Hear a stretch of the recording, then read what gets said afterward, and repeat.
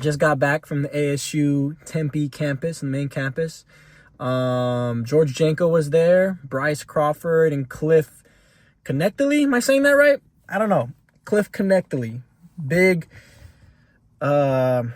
He's a pastor. He's an apologeticist. Am I even saying that right? He does apologetics. He basically defends the faith. He's a man of God. He's a follower of the Lord Jesus Christ. I've seen a lot of his clips on social media. He's gone on George Janko's show a couple different times on George Janko. I think it's just called the George Janko Show, which is George Janko's podcast, which is really cool. George Janko, for those of you who don't know, is like a big, honestly, like, I guess you can say Christian content creator. I mean, I don't even know. Like, I don't know if there's, whatever. Maybe I'm overthinking it. I don't consider him a Christian content creator. I mean, he got his start on Impulsive. Like, he used to be one of Logan Paul's, like, right-hand guys on that show. Then he started his own podcast, but he would incorporate God into a lot of his podcasts. Like, I think he's just a Christian dude who makes content. Like, I don't know if I'm probably reading too much into it. He's a cool dude. I love his stuff too. He's got some great interviews, great talks. He's just really raw and authentic, and he's just somebody who's like not afraid to document his sanctification process in the midst of learning to be more like Jesus and follow him. So I really respect him for that. And Bryce Crawford is a real cool dude too. Super young. I honestly don't know how old he is. He looks like, no older than like 24. He's probably like in his early mid-20s. He lives in LA. Apparently I just found out he grew up in a small country town. I don't know where exactly, but for some reason I consider him a Christian content creator because all of his stuff is just about Jesus, and he's out there and he's evangelizing. And not that George isn't doing any of that stuff. When I think of Christian content creator, I think of Bryce Crawford, and George Janko to me he's just a Christian who happens to be in the media.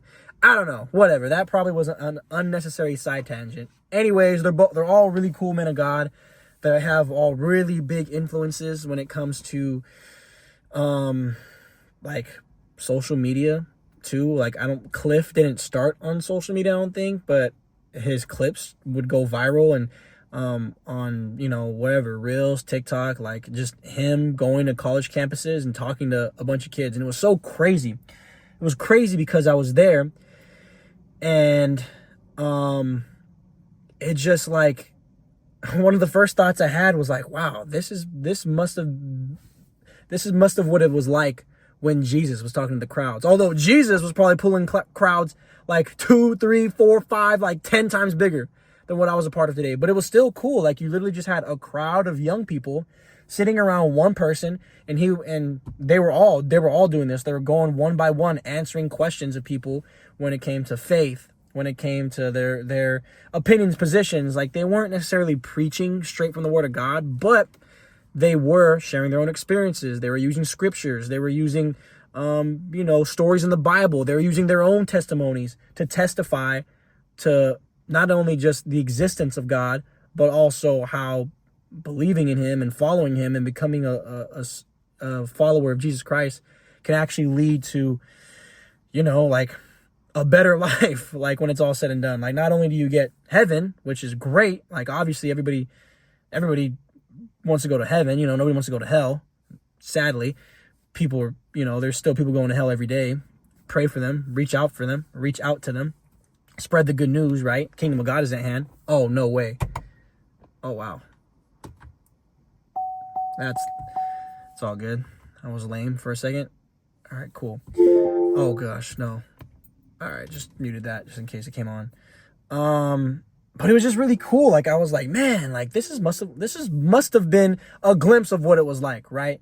Like, one man in the middle of a huge crowd or circle and kind of just taking his time and talking to them. Like, I mean, it probably didn't always look like that, but it was cool. I felt like I was a part of something like special or traditional or even just honorable. I don't know. I thought it was cool. I was like, dang, must have been what the crowds were like when Jesus was doing his ministry. Anyways, I didn't ask a question. I probably should have. I might go back again on Wednesday. I might give it another shot, but I kind of just wanted to go and listen, just check it out, see for myself. I follow all those guys, like when it comes to social media. Like, I may or may not be subscribed to Bryce Crawford. I don't know. I gotta check it out. Wanted to ask a question, but whatever. It's fine. I kind of more so just wanted to listen and just be a part of it the first time. So that was cool. That was cool about today. That was literally like a last minute plan. I wasn't planning on going to that or doing that or checking that out. But it's really cool to just see God move in places where you don't expect people to be interested in God. Like a college campus, for example. Like college kids, I'm telling you, something's going on.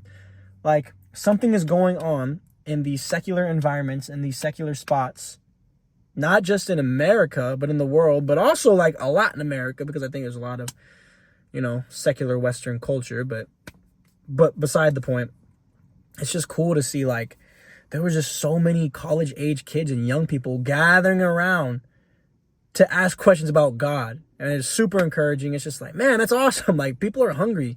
Like people are hungry for the truth. Like young people are hungry for the truth. They're tired of just this hookup culture. They're tired of just, like working 9 to 5, waiting for the weekend, drinking it all the way, smoking it all the way, partying it all the way. Like people are tired of like living the same secular way. Like not everybody is tired of it, obviously, but it just seems like there's just an outpouring of the Holy Spirit, especially in this younger generation, Gen Z, younger millennials, Gen Alpha. I don't really know. Gen Alpha worries me. I'm not gonna lie, because I teach Gen Alpha, or are they Gen Z? I don't really know. They're 12 and 14-year-olds. I'm not sure.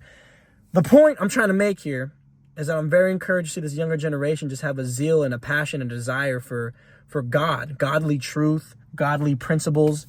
It was cool. That's pretty much my take. I'll probably insert some videos showing what the actual crowds and gatherings look like if I haven't done that already. I might have done that earlier in this video already, so my apologies if I'm, repeating myself or whatever. That wasn't the only thing I did today, but that was the most eventful thing I did today, probably. Just thought I'd share. Thought it was cool. Repent. The kingdom of God is at hand. Repent and believe in the gospel. Jesus Christ is coming back. So that's all I got for this one, I think. Might talk about something else in a different video here soon. But that's all I got. Peace. I don't know why I keep punching the camera.